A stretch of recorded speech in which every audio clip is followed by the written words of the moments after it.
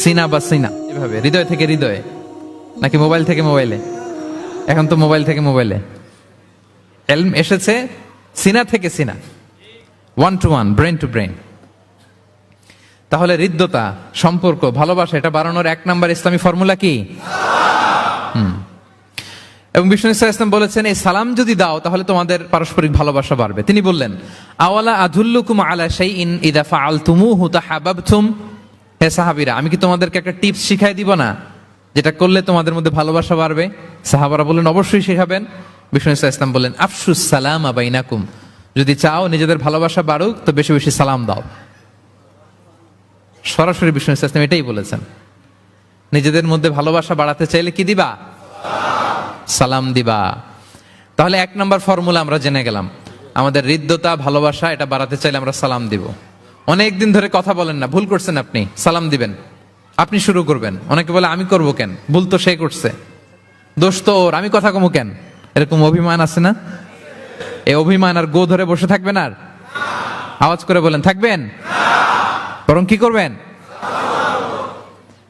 তাহলে গেল ভালোবাসা, হৃদ্যতা, সম্পর্ক ভালো করার প্রথম পদ্ধতি হচ্ছে সালাম। আমরা সালাম দিব পরস্পর পরস্পরকে, গেল। 2 নাম্বার টিপস বা ফর্মুলা হচ্ছে স্মাইলিং ফেসে থাকা, মানে মুচকি হাসির একটা ভাবে থাকা সব সময়। এটা সুন্নাহ। মুচকি হাসি, কি হাসি? প্রিয় ভাইরা, খেয়াল রাখবেন, হাসি এটা কিন্তু ইতিবাচক ভাবে সংক্রামক, মানে এটা ছড়ায়। আমি হেসে হেসে কথা বললে শ্রোতাও একটু হাসি খুশি ভাব, আমি গোমরামুখ, আপনারাও গোমরামুখ, এরকম হয় না? এবং দেখবেন যে সব সময় একটু স্মাইলিং ফেসে থাকে তাকে সবাই পছন্দ করে। কথা বলেন ঠিক কিনা? হাসি এটা পজিটিভলি সংক্রামিত হয়, ছড়ায়, অন্যকে প্রভাবিত করে, এবং মানসিক স্বাস্থ্যের সাথে হাসির সম্পর্ক আছে। যারা গোমরামুখ থাকে এরা অসুস্থ থাকে বেশি, আর যারা হাসি খুশি থাকে এরা সুস্থ থাকে বেশি। এজন্য হাসবেন তো, নাকি চেহারা গোমরা করে রাখবেন? এ দেখছেন সবার মধ্যে একটা হাসি হাসি ভাব চলে আসছে, আলহামদুলিল্লাহ বলেন। তাহলে পারস্পরিক সম্প্রীতি, ভালোবাসা বাড়ানোর পদ্ধতি হচ্ছে কারোর সাথে কথা বললে, দেখা হলে আমরা একটা স্মাইলিং ফেসে থাকবো, মুচকি হাসি। হাসি 3 ধরনের আমার ক্যাপটাউনের ভাইরা। কয় ধরনের? একটা হচ্ছে কাহকাহা, অট্ট হাসি, এটা জায়েজ নাই। এই যে আমরা ছোটবেলায় আলিফ লালার মধ্যে, এই আলিফ লালার দত্ত হা হা হা হা করে একটা হাসি দিত না? এই হা হা হা করে এই হাসি দেয়া যাবে না, নিষেধ। উদাহরণ দেওয়ার জন্য আমি বললাম আর কি। আচ্ছা, আরেকটা হচ্ছে আদ-দেহেক। আদ-দেহেক মানে স্বাভাবিক হাসি, একটু দাঁত দেখা যায়, এটা জায়েজ, এটা দেয়া যাবে।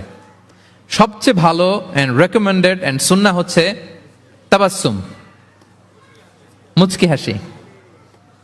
আল্লাহু আকবার। বিষ্ণু ইসলামের চেহারা মোবারকের মধ্যে সব সময় মুচকি হাসির একটা রেশ ওনার ঠোঁটে লেগেই থাকতো। সাহাবী আব্দুল্লাহ ইবনে হারিস রাদিয়াল্লাহু তাআলা আনহু বর্ণনা করেন, তিনি বলেন, মা রাআইতু আহাদান আকসারা তাবাসসুমান মিন রাসূলিল্লাহি সাল্লাল্লাহু আলাইহি ওয়াসাল্লাম। তিনি বলেন, আমি আমার জীবদ্দশায়, আমার জীবনে রাসূল সাল্লাল্লাহু আলাইহি ওয়াসাল্লামের চেয়ে বেশি কাউকে মুচকি হাসি অবস্থায় থাকতে দেখি নাই। সব সময় মুচকি হাসি, একটা স্মাইলিং ফেস থাকবেন, নাকি গোমরা মুখ থাকবেন? হ্যাঁ, কি করবেন? মুচকি হাসি। এবং আপনি আপনার ভাইয়ের দিকে তাকিয়ে মুচকি হাসি যদি দেন, বিষ্ণু সাল্লাল্লাহু আলাইহি ওয়াসাল্লাম বলেন, তাবাসসুমুকা ফি ওয়াজহি আখিকা সাদাকা, your smile to your brother it's a charity. তুমি তোমার ভাইয়ের দিকে তাকিয়ে যে মুচকি হাসি দাও, এটা দিলেও সাদাকার সওয়াব হয়ে যায়। আপনি দিলেন হাসি, আমলনামায় যুক্ত হলো কি? সাদাকা। হ্যাঁ। এবং বিষ্ণু সাল্লাল্লাহু আলাইহি ওয়াসাল্লাম বলেছেন, তুমি কোনো কাজকে লা তাহকিরান্না মিনাল মা'রুফি শাইআ, কোনো কাজকে ছোট করে দেখবে না, কোনো নেক আমলকে। যদিও তুমি তোমার ভাইয়ের চেহারার দিকে মুচকি হাসি দিয়ে তাকাও, এটাও সাদকা দেওয়ার সওয়াব। তাহলে আমরা কারোর সাথে যখন কথা বলবো, দেখা হবে, আমরা একটা স্মাইলিং ফেসে থাকবো, গোমরা মুখ থাকবো না। কি বলেন, পারা যাবে? সব সময় স্মাইলিং ফেস, মুচকি হাসি। বিষ্ণু ইসলাম মুচকি হাসতেন, যে মুচকি যারা হাসি তাদেরকে সবাই পছন্দ করে। মুখটা যদি গোমরা করে কেউ রাখে, দেখতে ভাল লাগে, কথা বলতে ভাল লাগে। দেখবেন অনেক বড়দেরকে বাচ্চারা ভয় পায়, কাছে যায় না। কেন বলেন তো? গম্ভীর থাকে। আবার অনেক মানুষের কাছে তাকে দেখলেই বাচ্চারা দৌড়ে কোলে কোলে উঠতে যায়, আছে না নাই? Smiling face. এই যে আমাদের শেখ মঈনুদ্দিন আজকে আমার সাথে একটা সফরে ছিল, দেখি যেই বাচ্চাকেই দেখে বলে come on come on, give me hug, give me hug. তো এই মানুষকে বাচ্চারা ভালো না বেসে পারবে? সুবহানাল্লাহ, এরকম হইতে হবে। বিষ্ণু ইসা ইসলামকে বাচ্চারা দেখলে খুব খুশি হতো, কোলে বসতে চাইতো। এক বাচ্চা তো কোলে বসে পেশাবি করে দিছে। সুবহানাল্লাহ পড়বেন না? বিষ্ণু ইসা ইসলাম নাতনিদেরকে কোলে নিয়ে নফল নামাজ পড়তেন। উমামা বিনতে যায়েদ, উমামা বিনতে যায়নাব, বিষ্ণু ইসা ইসলামের কন্যা যায়নাবের মেয়ে, মানে বিষ্ণু ইসা ইসলামের নাতনি উমামাকে নিয়ে বিষ্ণু ইসা ইসলাম একবার নফল নামাজ পড়েছেন। কান্না করে, কান্না থামাই না, নানা ভাইয়ের কোলে থাকবে তো উনি কোলে রেখেই আল্লাহু আকবার, রুকু দেওয়ার সময় পাশে রেখে রুকু সেজদা, ওঠার সময় আবার কাঁদতেছে তো আবার কোলে নিয়ে আবার কেরাত। সুবহানাল্লাহ। তো আমরা সবাই স্মাইলিং ফেসে থাকবো আজকে থেকে, ক্যাপটাউনের ভাইয়েরা। একসাথে আওয়াজ করে বলুন ইনশাআল্লাহ। হৃদ্যতা ভালোবাসা বাড়ানোর টিপস কয়টা বললাম?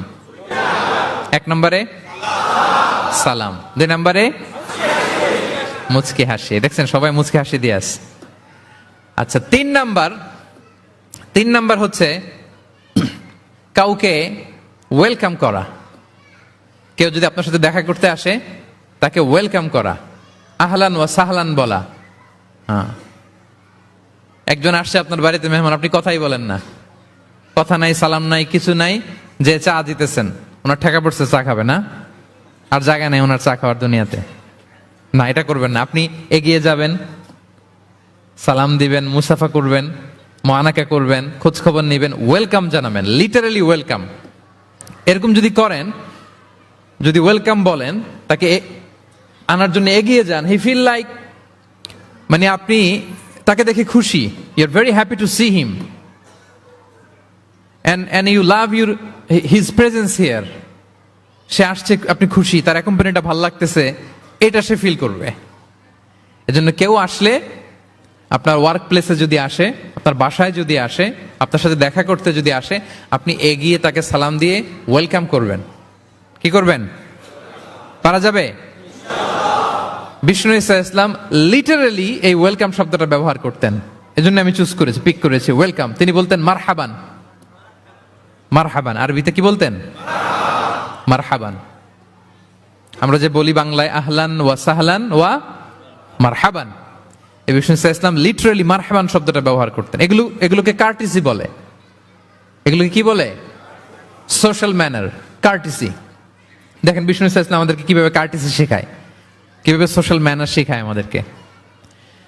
বিষ্ণু ইসা ইসলাম সরাসরি মারহাবান বলতেন, স্বাগতম জানাতেন, যাতে করে ওই লোকটা ভালো ফিল করে, সে বোঝে যে তাকে দেখে আপনি হ্যাপি। বলেন তো, রাসূল সাল্লাল্লাহু আলাইহি ওয়াসাল্লামের সময়কালে ইসলামের সবচেয়ে বড় শত্রু কে ছিল? আবু জাহেল। তার ছেলের নাম কি কেউ বলতে পারেন? ইকরামা। ইকরামা অনেক যুদ্ধে মুসলমানদের বিরুদ্ধে ছিল, মক্কা বিজয় পর্যন্ত ইসলাম ধর্ম গ্রহণ করে নাই, অনেক সাহাবাকে হত্যা করেছে। রাসূল সাল্লাল্লাহু আলাইহি ওয়াসাল্লাম যখন মক্কা বিজয় করলেন, সে ভাবলো এবার তো আমার খবর আছে। সে পালালো, পালাতে পালাতে ইয়ামান চলে গেছে। তখন এক মহিলা সাহাবী রাসূল সাল্লাল্লাহু আলাইহি ওয়াসাল্লামকে বললেন, ইয়া রাসূলুল্লাহ, আপনি যদি আমাকে অনুমতি দেন, আমি ইকরামাকে খুঁজে বের করব, আপনার কাছে নিয়ে আসবো। রাসূল সাল্লাল্লাহু আলাইহি ওয়াসাল্লাম বললেন, যাও, ইকরামাকে আমি আমান দিলাম, সিকিউরিটি দিলাম। এই মহিলা সাহাবী যে খুঁজে নিয়ে আসলো, ইকরামাকে কনভিন্স করলো। ইকরামা লজ্জিত হয়ে বিষ্ণু ইসা ইসলামের কাছে আসলো।